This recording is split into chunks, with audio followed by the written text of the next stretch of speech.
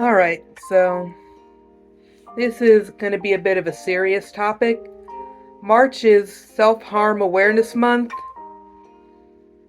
and I know there's a lot of stigma around mental illness and self-harm, and I figure the best way to fight stigma is to just talk about it openly.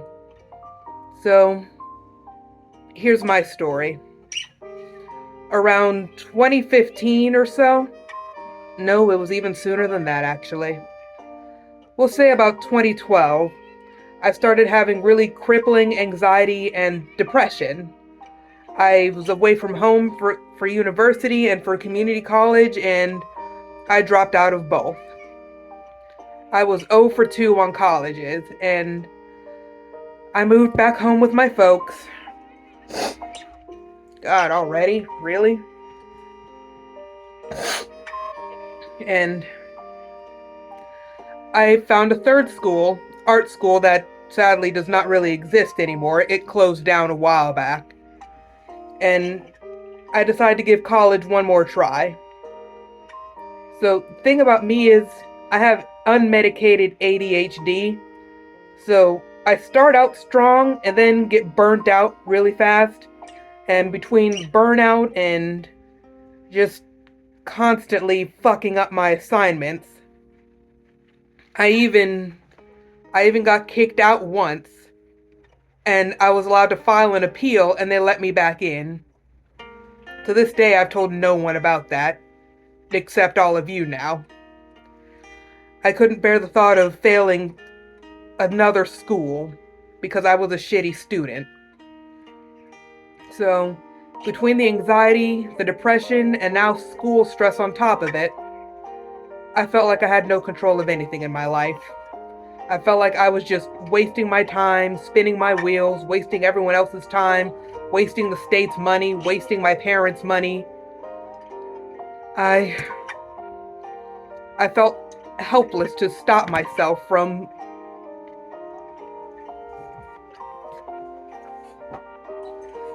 to stop myself from being my own worst enemy. And about 2015, 2014, I reached my lowest point. I started cutting. I always did it on my legs, specifically my thighs, so there was zero chance anyone would see. I started with safety pins, and they left a mark, but they didn't hurt enough. They didn't cut deeply enough. They didn't leave enough of a scar. I cut because I felt like I had no control of anything in my life. I was just gonna repeatedly make the same mistakes over and over again, fucking myself over, shooting myself in both feet for the rest of my life until I die. I just wanted something I felt like I could take control of. And in addition to that, part of it was punishing myself. Punishing myself for being such an awful, useless person. I felt like I deserved to be hurt because I'm constantly making the same mistakes over and over and never learning anything from them. I felt like I was a terrible person. I was a burden on everyone around me. I was useless. I was worthless. I deserved to be hurt. I deserved to have scars. I deserved to be punished for it. So, I cut. The safety pins weren't doing it for me, so I started using an X-Acto knife. It cut the way I wanted it to. And of course, I didn't tell anyone around me I was doing this, that stress and anxiety had driven me to carving open my own skin. Because I was afraid.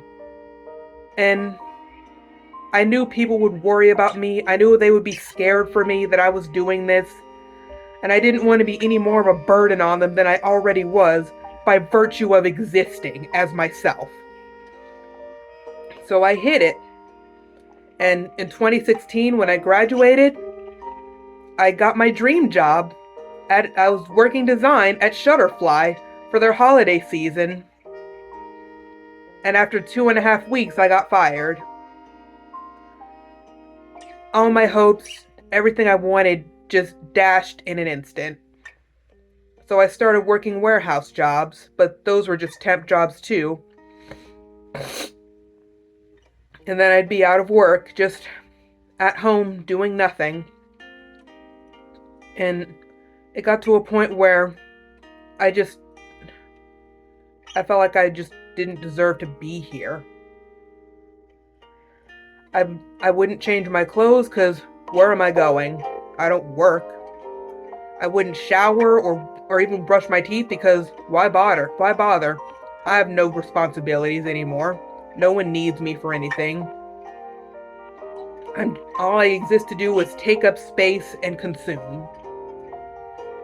And my stepdad, well, he was working at the time. I was living with him and my mom. He was pissed getting up early every day to go to work and make a living while I'm just at home eating his food, eating their food, using their electricity, using their water, taking up their space, using their internet, watching their TV. Just being a freeloader. And he told me as much. And I already felt awful about myself, and that was the tipping point. Despite not having cut since I graduated, I started cutting again. I cut the words burden and lazy cow into my skin. Because as far as I was concerned, that's all I am. I'm a burden on everyone around me, and I'm a lazy cow who's good for nothing. Eventually, I started going to therapy. I got on better antidepressants. And for a while, even that wasn't enough. I still had thoughts of cutting. I even made a suicide plan. I was on a ton of medication, and because my stepdad worked and my mom was out doing stuff most of the day, there were hours at a time where I was alone. I could just down a container of pills, go to bed, and that would be the end of it. I wouldn't be a burden on anyone anymore. No one would have to constantly worry about me anymore. They would be free of me. And that's what was best for everybody. Obviously, I didn't do it. But mostly because I'm afraid of dying. I'm afraid that there's nothing afterwards. And the nothing after death scares me. It scared me more than I wanted to be gone. So I just had these plans that I knew I was never going to use. I even wrote a suicide note explaining what I wanted done with my body and my belongings, should I ever decide the fate of no longer existing is a worthy price to pay. I still have that note somewhere in a notebook in my closet. Anyways, even when I wasn't cutting, I was isolating, which is honestly just another form of harming yourself. Cutting yourself off from everyone who would want to help you, everyone who cares about you, everyone who loves you. I just didn't talk to anybody. I only talked to my parents because I lived with them. It would be weird to not say something. But even then, I just put on my happy mask and pretended I was fine when I knew I wasn't. I started having what I call the coma fantasy. Basically, just fantasizing that I fall ill and I'm in a coma for months, maybe even up to a year. And then when I come out of it, whatever problems I had when I went under are gone, and everything's fine, and I can start fresh. And that's not how it works. And I knew that's not how it works. But it just felt so appealing to just, for at least for a while, to not be here. To not have to be a waste of space. And then when I could come back when I was ready. I even had thoughts of just, I don't want to die necessarily. I just don't want to be here anymore. I later found out in therapy that those are that those are forms of suicide ideation. So, just confirmation that I was actively contemplating some form of suicide because I was so miserable and angry at myself and felt like I deserved the ultimate punishment because I suck. I'm happy to say I haven't been in that position in a really long time. I haven't had thoughts of suicide in a long time, probably because I've been on antidepressants for a decade now. So, I'm well enough that I don't really need therapy. Things are looking up. I have a good job that I've been at for almost 7 years. I'm on my own, supporting myself. I don't have to worry about school. I don't have to worry about being out of work. I'm not a burden on anyone. I have my independence.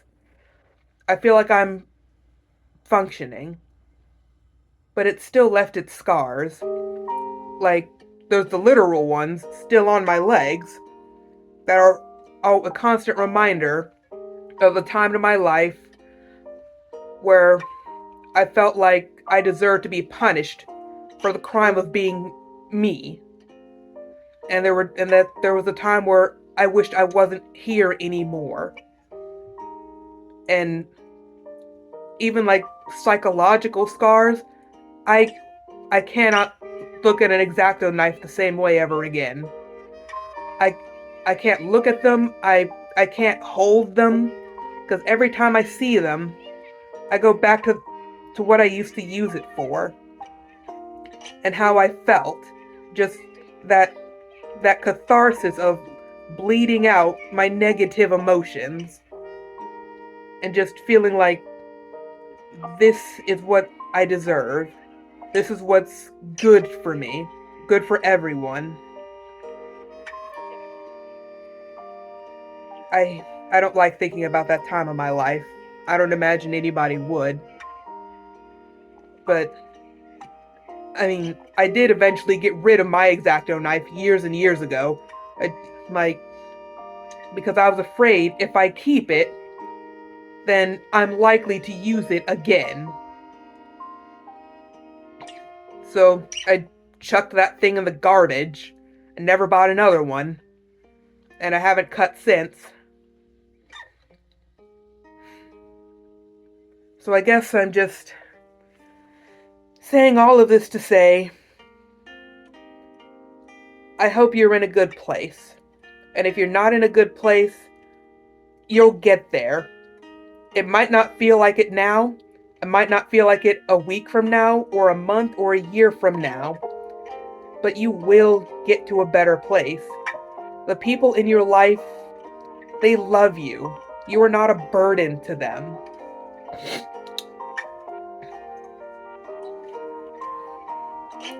You are not a burden. You don't deserve pain just because whatever negative things you feel about yourself. If you're still cutting and trying to stop, I have all the faith in you that you can. You are more than your mistakes.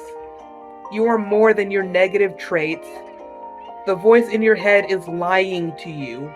You have value. You don't need to prove your existence is worth it. By existing in and of itself, the world is a little bit of a better place. You don't have to hurt yourself. You don't have to prove anything to anybody. And yeah, those feelings suck, and I wish I could take those away, because no one should have to feel like I felt when I was cutting and when I was isolating. And so everyone out there who has self-harmed, who has thought about self-harming, who maybe you've been clean for a while, in which case, congratulations. I'm really proud of you and I'm happy to hear that. Maybe you're not there yet, and believe me, you will get to that place where you don't have to do that to yourself anymore.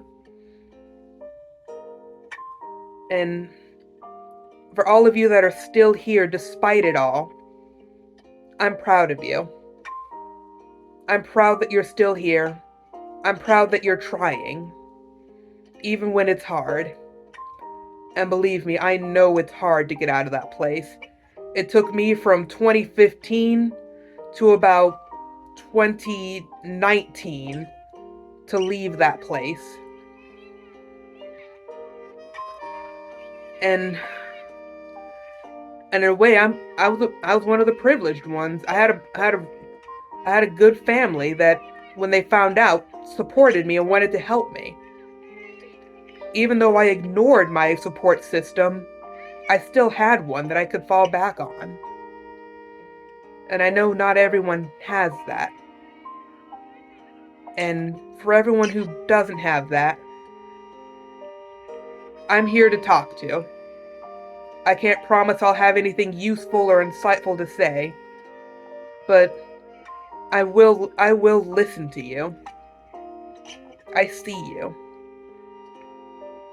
You're not a bad person. You're not what the voice in your head says you are. You are a good person, deserving of the life you have.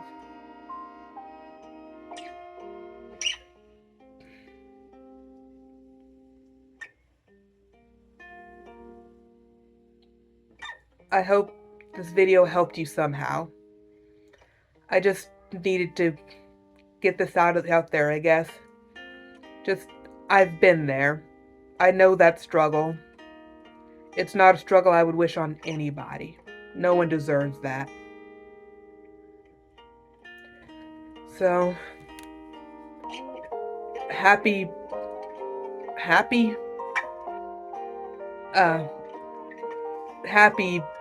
Self-Harm Awareness Month. I'm not sure that's the right phrasing for that, considering what the month is awaring, but for everyone out there, just know I love you. I care about you. You deserve all the good things in the world.